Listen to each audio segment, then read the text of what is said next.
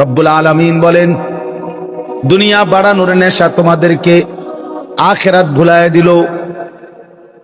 হাত্তা জুরতুমুল মাকাবির, মনে রেখো বান্দা, এই ব্যস্ত থাকতে থাকতেই তো একদিন তুমি পৌঁছে যাবে কবরস্থানে। পৃথিবীর ব্যস্ত মানুষটাও মরে যাবে, পৃথিবীর অবসর মানুষটাও মরে যাবে, রাজপ্রাসাদের অট্টালিকায় যে থাকে সেও মৃত্যু হবে, জীর্ণ কুঠির কুড়ে ঘরে যে থাকে সেও মরে যাবে। যাবে কিনা বন্ধু? হাসলেও মরে যাবেন, কাঁদলেও মরে যাবেন। সব রাতই ভোর হয়, সব ভোরই সন্ধ্যা হয়, বাসর রাতও ভোর হয়, ফাঁসির রাতও ভোর হয়। হয় কিনা বলেন? ওমা হাদিহিল হায়াতুদ দুনিয়া ইল্লা লাহবু ওয়া লাইব। রব্বুল আলামিন বলে, বান্দা শোনো, দুনিয়ার জীবন বান্দা আর কিছুই নয়, শুধুই তামাশা, শুধুই খেলাধুলা, শুধুই মালা ঠোলা, শুধুই রং তামাশা, শুধুই রঙিন বেলুন। ওয়া ইন্নাদ দারাল আখিরাতা লাহিয়াল হায়াওয়ান, আর আখিরাতের ঘর জান্নাত, সেটাই কেবল জীবন, সেটাই প্রকৃত অর্থে বেঁচে থাকা। চূড়ান্ত বাঁচবেন সেদিন, চূড়ান্ত লাইফ জীবন উপভোগ করবেন সেদিন। রব্বে করিম বলেন, জান্নাতে আসবা যেদিন, সেদিনই আসবেন। অতএব এটা বুঝতে শিখি। আমরা প্রত্যেকেই আমাদের মালিক আমাদের কাছে চেয়েছেন আল্লাহর ভালোবাসা, রাসূলুল্লাহ সাল্লাল্লাহু আলাইহি সাল্লামের ভালোবাসা, আল্লাহর পথে জান মালের ভালোবাসা, কোরবানি করার ভালোবাসা। তাহলে আল্লাহর ভালোবাসা, জিহাদের ভালোবাসা, বিশ্বাস করেন রাসূলুল্লাহ সাল্লাল্লাহু আলাইহি সাল্লামের ইত্তেবা, অনুসরণ, নবীজির সুন্নাত যদি কেউ শতভাগ বুঝাই দিতে পারে, বিশ খোদার কসম, তাহলে অটোমেটিকলি আল্লাহর ভালোবাসাও তার অর্জিত হয়েছে। সুন্নাতের মধ্যে, নবীজি সাল্লাল্লাহু আলাইহি সাল্লামের অনুসরণের মধ্যে নবীজির ভালোবাসাও আছে, আল্লাহর ভালোবাসাও আছে, আল্লাহর ভালোবাসা আছে। নকশে কদম নবী কে হে, জান্নাত কে রাস্তে, আল্লাহ সে মিলাতে হে সুন্নত কে রাস্তে।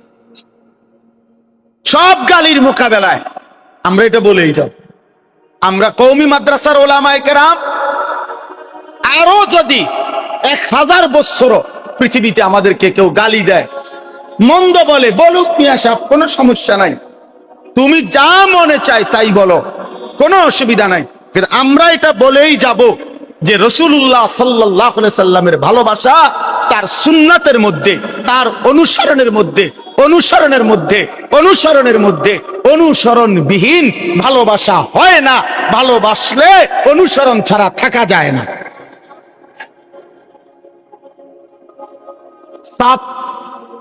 তোমার কি কি শব্দ আছে তুমি বল, বিবেক বাঞ্জা।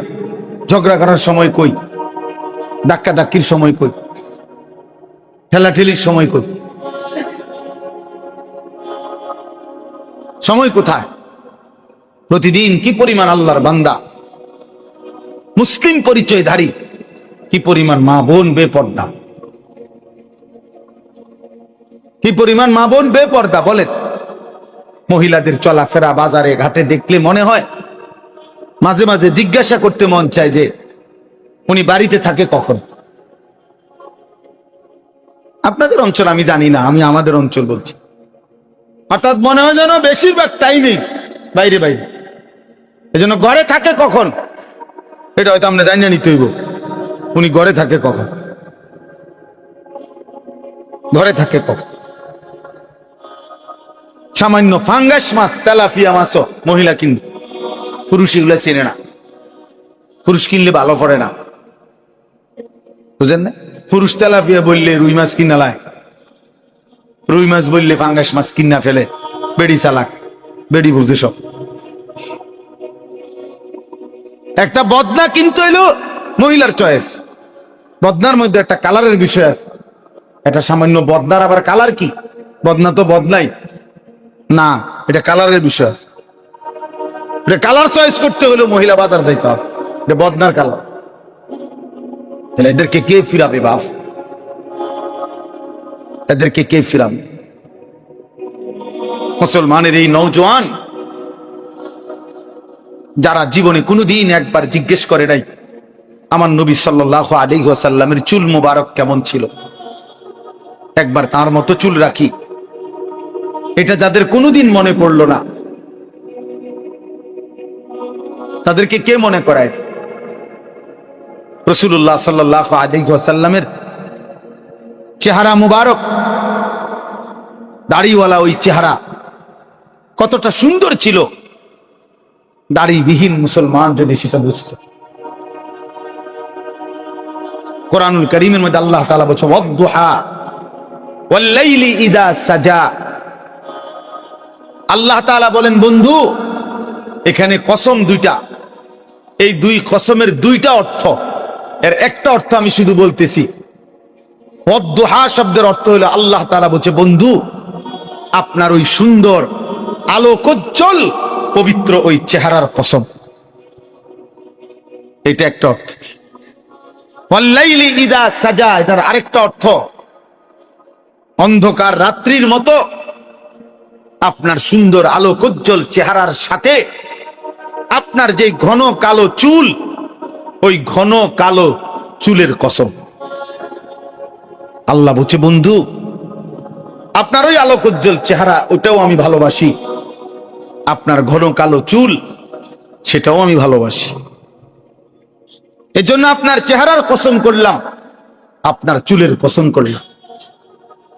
তাহলে নিঃসন্দেহে রব্বুল আলামিন রাসূলুল্লাহ সাল্লাল্লাহু আলাইহি ওয়াসাল্লামের চুল মুবারক আল্লাহর কাছে পছন্দ কিনা বলেন, বলেন পছন্দ কিনা? চেহারা নবীজির আল্লাহ তাআলার কাছে পছন্দ কিনা? একটা একটা অঙ্গ, একটা একটা অঙ্গ আলাদা করে করে আল্লাহ তাআলা কোরআন নবীজির বলছে আলাদা আলাদা। আলাম নাশরাহ লাকা সাদরাক, সাদরাকা আপনার বুক নবীজিকে বলছে। আল্লাযী আনকাদা যাহরাকা আপনার পিঠ, যাহরাকা মানে আপনার পিঠ, নবীজির পিঠ আলাদা বলছে, আপনার পিঠ, আপনার বুক। কাদ নারা তাকাল্লুবা ওয়াজহিকা, ওয়াজহিক আপনার চেহারা। লা তামুদ্দান্না আইনাইকা ইলা মা মাত্তা'না বিহি, আইনাইকা আপনার দুই চোখ, আপনার চোখ, আপনার দুই চোখ কেন বলছে? আল্লাহ তাআলা বলেন তোমাদের আটটি বস্তুর ভালোবাসা কি আপনি শুনেন। কুল ইন কানা আবাউকুম, এক নম্বর হলো আল্লাহ তাআলা বলেন হে নবী আপনি বলে দিন তোমাদের পিতা মাতা, এই এক নাম্বার পিতা মাতার ভালোবাসা। পিতা মাতার প্রতি মানুষের অন্তরে ভালোবাসা আছে কিনা? এটা হারাম, কথা বলে না কেন? হারাম, এটা হারাম, হারাম। দুই ও আবনাউকুম তোমাদের সন্তানাদি, ছেলে মেয়ের প্রতি মানুষের কলিজায় ভালোবাসা আছে কিনা? এটা হারাম, হারাম না। দুই। তিন ওয়া ইখওয়ানুকুম তোমাদের ভাই বেরাদর, ভাই বোন, ভাই বেরাদরের প্রতি মানুষের অন্তরে ভালোবাসা আছে, হারাম এটা। চার ওয়া আজওয়াজুকুম তোমাদের স্ত্রী, স্ত্রীর প্রতি মানুষের অন্তরে ভালোবাসা থাকে, এটা দূষণীয়, হারাম এটা। পাঁচ ওয়া আশিরাতুকুম তোমাদের আত্মীয় স্বজন, তাহলে কয়টা হলো? পাঁচটা। তোমাদের পিতা মাতা, তোমাদের সন্তান আদি, তোমাদের ভাই বেরাদর, তোমাদের স্ত্রীগণ, তোমাদের আত্মীয় স্বজন। ছয় ওয়া আমওয়ালুন ইকতারাফতুমুহা তিল তিল করে যেই সম্পদ তোমরা জমা করেছ, সেই সম্পদ, যে সম্পদ তোমরা জমা করেছ, সম্পদের প্রতি ভালোবাসা। আমার সম্পদ যদি হারাম না হয়, আমার সম্পদ যদি নাজায়েজ উপার্জন না হয়, তাহলে এই সম্পদকে ভালোবাসা বা এই সম্পদকে হেফাজত করা এটা নাজায়েজ, কথা বলেন না? তো আল্লাহ তাআলা বলেন তোমাদের জমানো সম্পদ। ছয়। সাত তিজারাতুন তাখশাউনা কাসাদাহা, তোমাদের ওই ব্যবসা অথবা ওই উপার্জন অথবা ওই কর্ম যা তোমরা এতটা পছন্দ করো যে ওইটা যদি নষ্ট হয়ে যায়, ওইটা যদি তোমার থেকে ছুটে যায়, তোমার বড় ক্ষতি হবে তুমি ভাবতেছ, এমন এমন তোমার আকর্ষণের পছন্দের কর্ম। সোজা কথা, চাকরি, ব্যবসা, ক্ষেত, কৃষি, যেটা হোক। একটা মানুষ বলে যে হুজুর এই দোকানটাই আমার পুঁজি, এটা যদি আমার না থাকে বড় ক্ষতি হইব, দোয়া করেন। এই সিএনজিটাই আমার পুঁজি, এটা যদি আমার ক্ষতিগ্রস্ত হয় আমার বড় বিপদ হবে। মানুষ তার প্রত্যেকের নিজ নিজ উপার্জন করে, যেই মাধ্যমে ওই উপার্জন, ওই কর্মটাকে, ওই উপার্জনের ওই জিনিসটাকে পছন্দ করে কিনা। এটা হারাম? হারাম। 8 নাম্বার, ওয়া মাসাকিনু তারদাউনাহা, তোমাদের পছন্দের ঘরবাড়ি, গদ্দুয়ার ঘরবাড়ি, যেটা তোমরা তিল তিল করে গড়ে তুলছো, বানাইছো, সাজাইছো।